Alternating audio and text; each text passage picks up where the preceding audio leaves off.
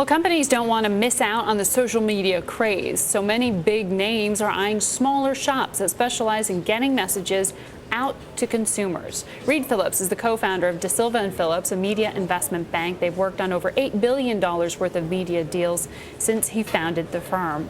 Reed, welcome back to InBusiness. Thanks, Margaret. You know, we were teasing this by saying we're going to tell our viewers the top consumer brands on Facebook. So you need at least 3.7 million to even break the top 50 consumer brands on Facebook. And Coke's in the #1 spot. You've got Disney in the #3, Starbucks right in the middle there. What does having a Facebook friend, a Facebook like, actually mean? Well, you're creating very large communities that are interested in your company and interested in your products. And you have a way then of communicating with them, but also listening to what the audience is saying about your products. And you can enter into the conversations with people that are talking about your products, particularly if there's a problem, if there's a concern about something. A lot of companies, Best Buy is a good example, will intercede in those conversations and help resolve the problem. So Coke has 22 million fans on Facebook for their page. Give me an example of how they use that. I mean, is it simply just consumer complaints? I mean, how do you build a business off of that? Right, not at all. No, I think they do all kinds of things. They might have contests. They try to involve the audience, and they try to make it as interactive as possible.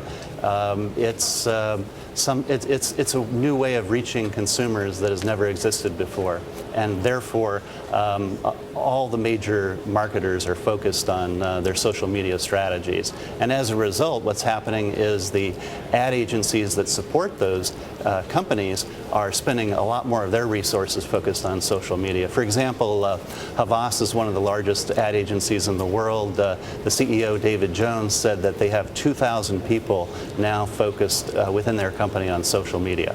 Really? Yeah. And so is this primarily then acquisition for sort of the mainstay advertising firm? Do they have to buy that knowledge, or are they just hiring, the younger workers who already use these platforms? That's a good question. It could work both ways. The way I see social media, you're organizing audiences. That's something that media companies have traditionally been good at. You're influencing those audiences. Advertisers have always been good at that. And then third, you have technology that allows you to use that rather than people to interact with the audience in some way, in a much more efficient way. That's the piece that most ad agencies are missing.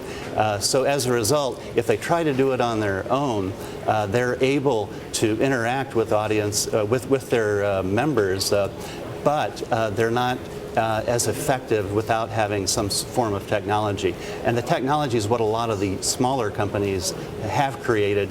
That's where the value is in these companies. If they use technology on behalf of, say, Microsoft to reach their audience, then they can reach it in a very efficient way, and they're establishing kind of a moat around their business that allows them to be unique.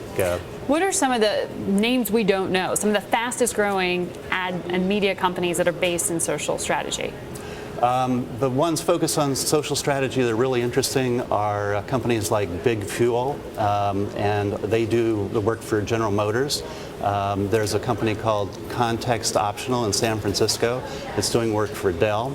And then also Banyan Branch does a lot of work for Microsoft, and they're based in Seattle. And then finally, a company that you may have heard of is Buddy Media, and they're doing a lot of work with Coca-Cola, American Express, and others. What's interesting about them is that just in 2010 alone, they attracted $30 million in venture capital investment.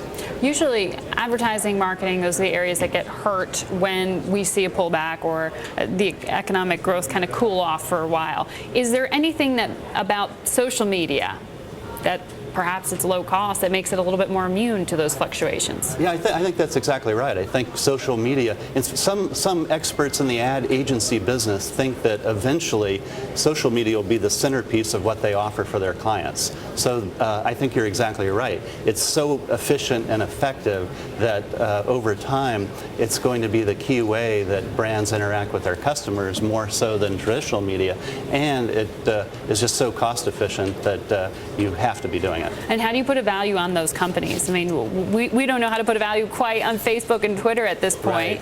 Right. How do you Good put a value on the ones that advertise? Those companies, in a lot of cases, have sky-high valuations. Buddy Media, just when they raised their $30 million, got it $5 million from WPP, the big holding company, in advertising, and they had a valuation of, I believe, over $100 million on that round. A lot of what's driving those valuations is the technology that underlies the capability of these agencies. That makes them worth more than just being an ad agency that can influence your market. Reworking the model there. Thank you very much You're welcome. for joining us.